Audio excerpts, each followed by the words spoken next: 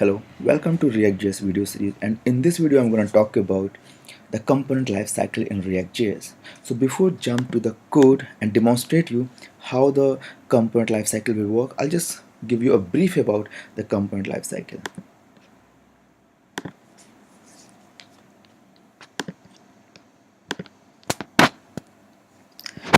Okay, so component lifecycle in ReactJS. So basically here the understanding of the component lifecycle will enable you to perform certain action when a component is created or destroyed. So from the creation to destroy, component have some life cycle. So this life cycle divided into the four phase. The first one is initialization phase, the second one is state change, the third one is props change, and the fourth one is unmounting. And each phase we perform in React.js basically perform some action. Okay, so I'm going to talk about initialization. Default props, that is the first action what React.js perform to set the default props. The second one is a constructor. So constructor is basically used to set the initial state values and bind all the action what we are going to use in the React.js component. After that, componentWillMount run. ComponentWillMount basically call before the render method, and it is important here because whenever we always see, like whenever we are changing the state, always re-rendering the page, but here if we set the state in this phase will not trigger for re-rendering. So that is the important note here for componentWillMount. And after that the render will happen. The render basically is nothing, it's just return a component markup. Last is componentDidMount. So componentDidMount basically enabling to define a DOM manipulation or data fetching operation. Data fetching operation means we are hitting the API, getting the response, and on the basis of that response we just change the DOM and display it inside. The second one is state change. So whenever we perform any state change in any level, this some action will perform. The one is shouldComponentUpdate. So this is the first action that perform, and that is called before the render method and enable to define that yes, re-rendering is needed or can skip.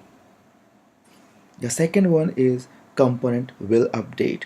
ComponentWillUpdate basically call as soon as shouldComponentUpdate return the true value, because here if you see state change shouldComponentUpdate send a flag true and false. On the basis of that we know, okay, re-rendering we need or not.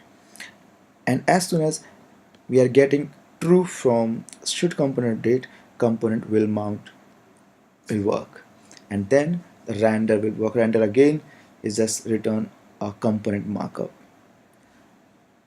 And the last one in state change is componentDidUpdate, and that is called after the render method and similar to the componentDidMount. In this method you can perform the DOM manipulation, DOM operation, and data has been updated. The third phase is props change. So whenever we are doing any props change, like when we are calling from parent to child, we are passing some information from parent component to child component, we are doing some props change. Okay, so during the props change some action will perform. The first one is a component will receive props.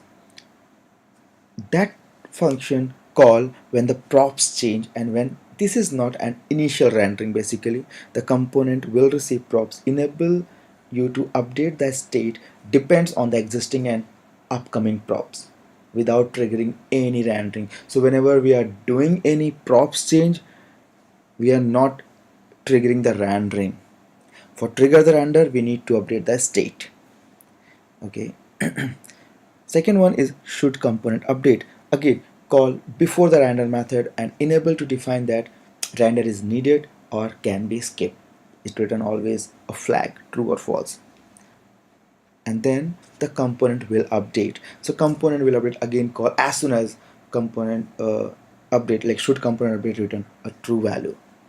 Render again return the markup, and componentDidUpdate. So componentDidUpdate basically the last step for this props change phase is call the render method call after the render method, sorry, similar to the componentDidMount, like do the DOM manipulation and update. and unmounting is the last phase, and only one thing here, component will unmount. So whenever we want to remove some component from the DOM, we can call this unmounting. So all these four phases I'm just going to demonstrate you with my code example.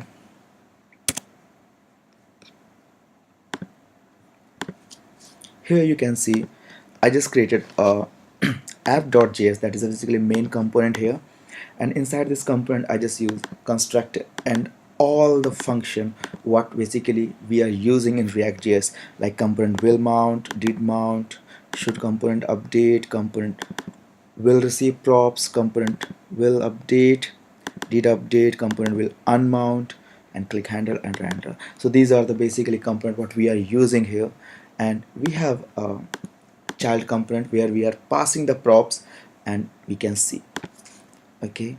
And here if you see in all these method I just use console.log and then that function name parent, because in a console at least we can see, okay, the function executing in what order.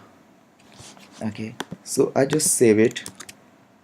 You can see here that is the first rendering, that is initial rendering kind of. So it's like app is compiling. Yep. So you can see here the first render means initialization phase. Initialization phase, we can see the constructor, componentWillMount, render, and componentDidMount. So these steps what already we discussed in my slide, okay, these are the step what happened in initialization phase. Now the second phase is state change and props. Okay, so on the click of this button, I'm just going to change the state, and once I'm going to change the state, rendering will happen, and when render will happen, then again the props will change, because by default first name is Amit. Okay, when we change the state first name from Amit to Brajesh, then you can see the rendering is happening, and then this component initially you can see Amit and Amit because I'm passing Amit in this component as a props. So once we change the state, render will happen. When render will happen, then component again update with the latest props. Instead of Amit, now the value is Brajesh. So now you can see what exactly step is going on here. So I'm just going to click on this button. Okay, perfect. So you can see here when we click on the button, should component update, then component will update, then render, and after that at the last is component did update. So that basically parent, you can see this is because this is parent component and child component. Just to differentiate, I just use parent and child here. Okay, so you can see this action like should component update, component will update, render, and component did update. So these four action is for action change, for state change.